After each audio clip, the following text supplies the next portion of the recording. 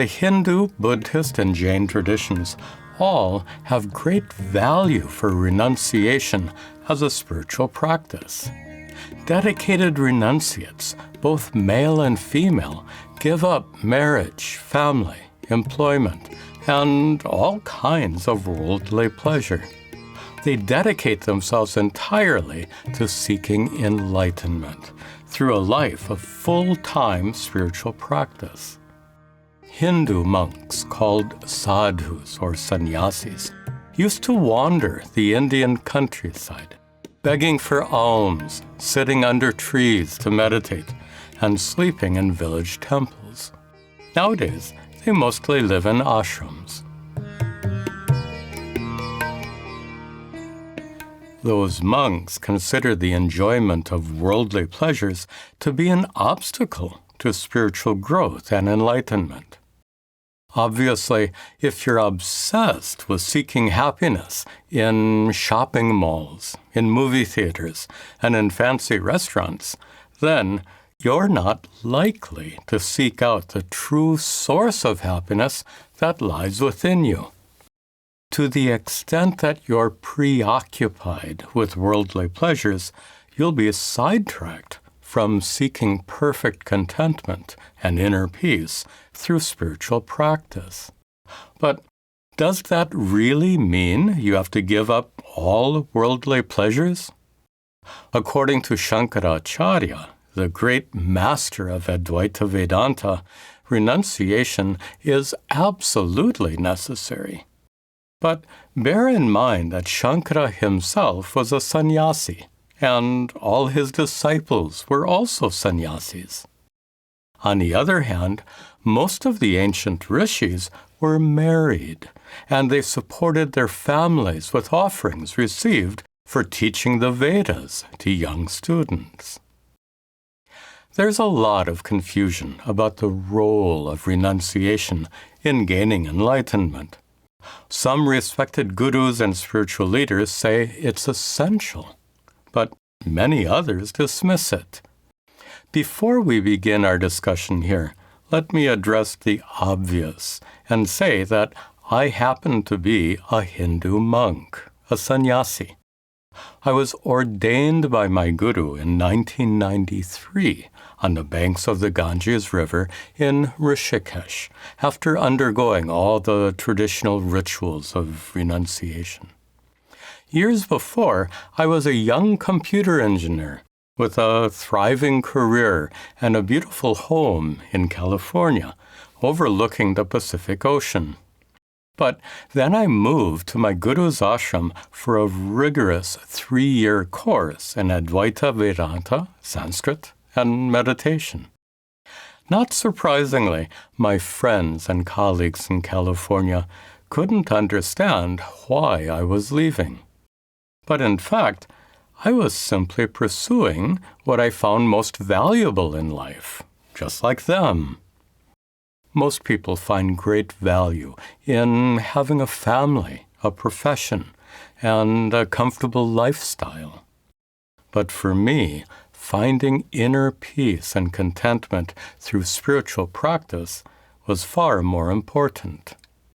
From my perspective, I really didn't renounce anything at all. Let me explain.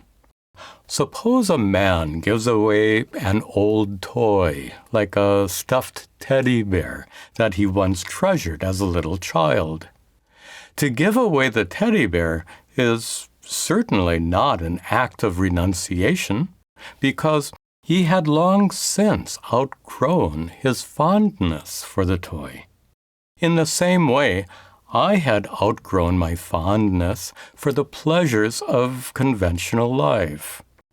I had already explored the joys of having a profession, a home, and romantic relationships. Even though I enjoyed all that, I learned it could never lead me to perfect peace and contentment, so I gladly left it behind. This kind of renunciation is common in spiritual life. In Sanskrit, it's called Vivekajanya Vairagya, detachment or disinterest that's a result of proper understanding. In particular, properly understanding the limitations of what can be gained through conventional worldly activities. But not everyone who renounces worldly life has that kind of understanding and attachment. In Rishikesh, I met many young sannyasis who were fascinated by smartphones, cameras, laptop computers, and so on. And a few of them were deeply conflicted about having chosen a celibate lifestyle, a choice that would forever deny them any possibility of intimacy with a woman. At first, I wondered, how can they give up something they don't even know? But I soon realized why. Unlike me, they were raised in a Hindu culture that has tremendous value not only for renunciation, but also for asceticism and self-denial. Scriptures are full of stories about great sages who practiced intense austerities, tapasya, like fasting, or living in a cave, or meditating for days on end.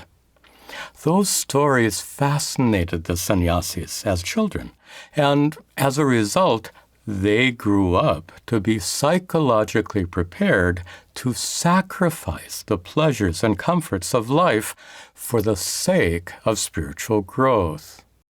Yet the fact is, the vast majority of spiritual seekers in India and around the world are not at all inclined to live an ascetic life or become renunciate monks. Instead, they want to enjoy conventional worldly life while they simultaneously pursue spiritual growth. And they can combine their worldly and spiritual pursuits through the practice of karma yoga. The principles and practice of karma yoga is one of the main topics in the Bhagavad Gita, and that's what we'll discuss next.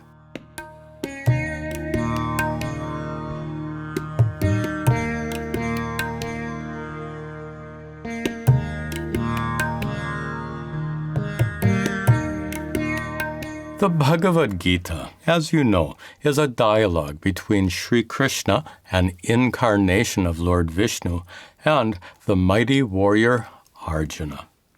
A terrible war is about to begin, and Arjuna must fight for the sake of restoring dharma, righteousness, to the kingdom. But when Arjuna sees many beloved teachers, friends, and relatives among his enemies, he becomes deeply depressed. He can't bear the thought of killing his loved ones. So he considers leaving the battlefield and renouncing worldly life. He tells Sri Krishna, Guruna hatva hi mahanubhavan, instead of killing these great teachers, shreyo bhoktum bhaikshyam apiha loke. It would be better for me to live on alms and wander the countryside as a renunciate monk. This leads to an important question. To become a sannyasi and engage in a life of full-time spiritual practice, is it ever acceptable to abandon your worldly responsibilities? The answer, of course, is no, and Sri Krishna says that to Arjuna clearly and forcefully. A central element of all spiritual practice is to follow dharma. And following dharma means you have to fulfill your responsibilities, no matter how difficult they might be. My own guru strictly followed this principle when his students asked to be ordained as sannyasis. He would ordain them only if they bore no responsibility whatsoever for the care of elderly parents or anyone else. In the Bhagavad Gita, Sri Krishna tells Arjuna that rather than renouncing worldly life, he should renounce his own self-serving interests and act instead for the good of all. Arjuna should give up his clinging attachment for his loved ones and fulfill his duties as a warrior. Sri Krishna explains that the practice of karma yoga always involves some kind of renunciation, like renouncing attachment, or renouncing self-serving interests, or renouncing the fruits of your deeds. In the Bhagavad Gita, teachings about karma yoga and renunciation are intertwined. There, Sri Krishna describes 4 different kinds of renunciation: giving up your duties, giving up conventional worldly life, giving up the fruits of your deeds, and giving up the false sense of agency. Let's see how each of these 4 kinds of renunciation are explained.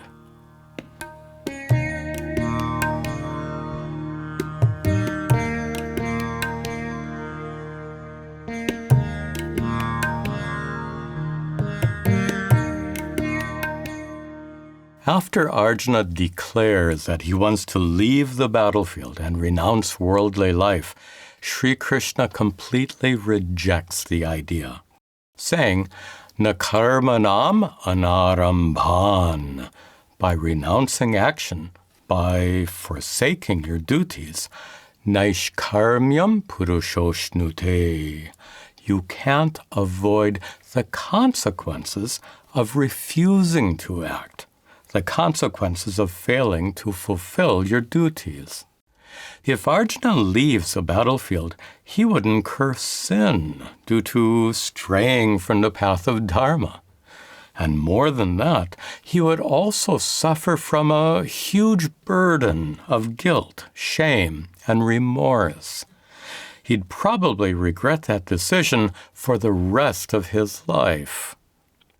Sri Krishna continues, Nacha sannyasnat eva, not by merely renouncing action, siddhim samadhigacchati, can a person become enlightened.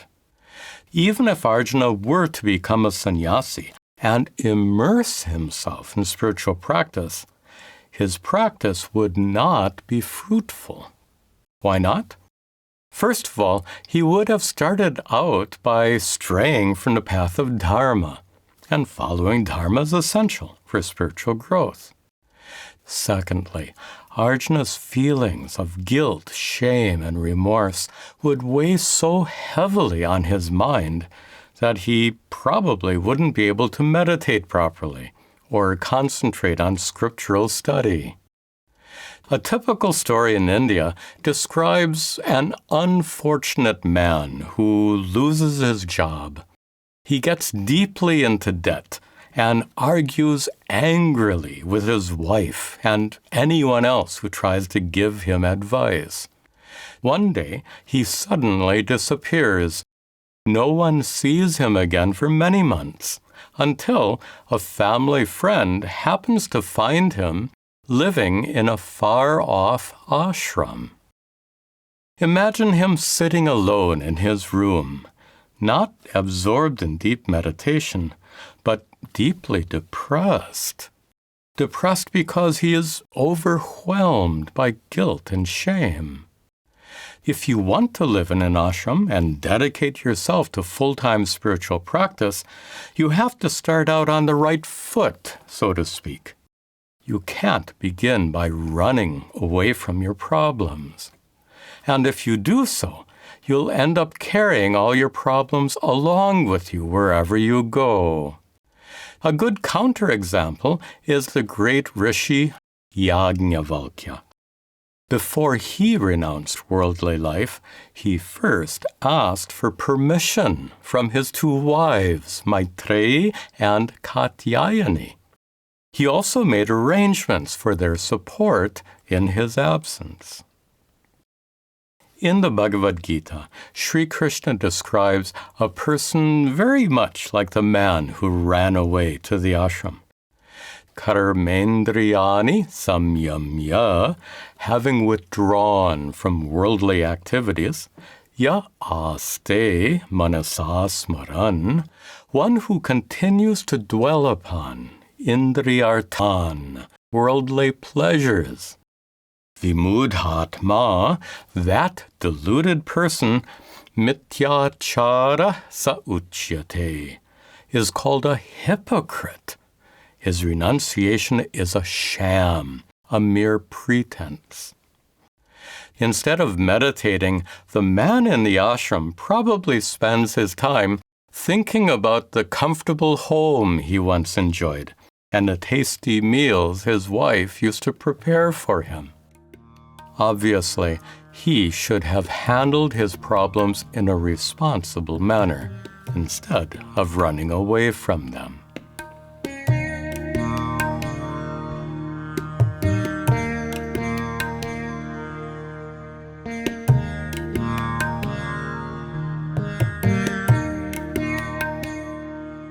Monastic life plays an important role in India's history and religious culture. Long ago, mendicant monks wandered the countryside, living austere, contemplative lives. They were called yatis or shramanas, which mean those who strive, specifically those who strive for enlightenment. The Rig Veda calls them munis, those who are silent or thoughtful. It describes them as having long hair and flowing orange robes. You might know that the Vedas prescribe 4 stages of life, 4 ashramas. Brahmacharya, student life, Garhastya, married life, Vanaprastha, retired life, and sannyasa. The idea here is that every Hindu should progress through these stages and finish one's life as a renunciate. Of course, very few actually do so. And most sannyasis don't wait till late in their lives to renounce the world. In the Bhagavad Gita, Sri Krishna describes 2 lifestyles suitable for spiritual practice. Lokesmin vividhanishta. In life, there are 2 lifestyles. Paraprokta mayanaga, described by me long ago, O Arjuna. Jnana yogena sankhyanam. The practice of jnana yoga, the pursuit of spiritual wisdom, is intended for renunciates, sannyasis. Karma yogena yoginam. And the practice of karma yoga, seeking enlightenment while engaged in worldly life, is intended for all other practitioners. We'll discuss the practice of karma yoga shortly. Arjuna asks, which of these 2 lifestyles is best? And Sri Krishna replies, Sannyasa karma yoga cha. The lifestyles of sannyasa and karma yoga, nishreyasa karavubhao. Both lead to enlightenment. Tayostu karma sannyasat, but of the 2, compared to renunciation, karma yoga vishishyate. Karma yoga is better. Why does Sri Krishna say that karma yoga is better than sannyasa? Well, Sri Krishna knows that renunciation is not an option for Arjuna because he has to fulfill his duties as a warrior. So, for Arjuna, karma yoga is best. But if Sri Krishna were teaching someone else, his answer might have been different.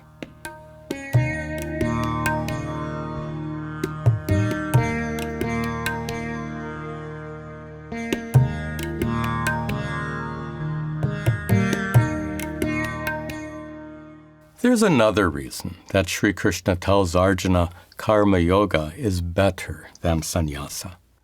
Consider this. Renunciation of worldly activities is intended to enable you to devote yourself to full-time spiritual practice.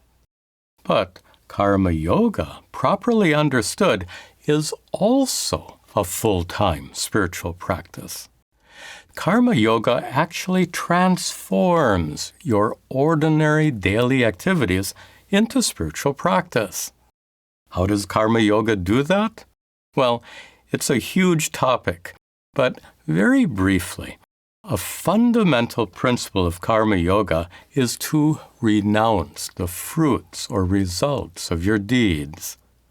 That expression is used a lot, but what does it actually mean to renounce the fruits of your deeds? If you go to work 5 days a week, then the fruits of your deeds is your paycheck. Are you supposed to renounce your paycheck? Perhaps by signing it and sending it to your favorite charity? According to Sri Krishna, to renounce the fruits of your deeds means to renounce the personal agenda or self-serving intention that usually motivates deeds. That's why karma yoga is sometimes called selfless service. Let me explain. Usually, deeds are performed to get what you want and avoid what you don't want. In other words, deeds are motivated by inner urges called raga and dvesha, urges that compel you to seek what's pleasant and avoid what's unpleasant. Sri Krishna says that raga and dvesha are huge obstacles to spiritual growth. When you understand this, you'll want to resist the force of raga and dvesha with the help of Sri Krishna's teachings. Rather than chasing after what you want and running away from what you don't want, you can instead renounce your self-serving interests and follow dharma. For example, instead of going to work for the sake of a paycheck and the many pleasures it can buy, you can go to work simply to fulfill your duties as a kind of selfless service, karma yoga. Sri Krishna describes a karma yogi like this: Na dveshtya kushalam karma, one who doesn't avoid unpleasant deeds, kushale na anushajyate, and is not attached to pleasant deeds, tyagi sattva samavishto, he renounces the fruits of his deeds and gains a pure heart, medhavi chinna samshayaha, being wise and free from doubts. By giving up all selfish intentions and following dharma throughout the day, a karma yogi becomes a full-time spiritual practitioner. Sri Krishna also praises the life-changing power of karma yoga. He says, karma naiva hi, by practicing karma yoga, samsiddhim astita janakadayaha. Great people like King Janaka became enlightened. Janaka was the king of Mithila who gained enlightenment while fulfilling the responsibilities of ruling his kingdom. Sri Krishna concludes, Loka sangraham evapi sampashyan, while keeping the welfare of others in view, like King Janaka did, kartum arhasi. You should fulfill your duties. That is, you should renounce your personal agenda and perform selfless service as a karma yogi.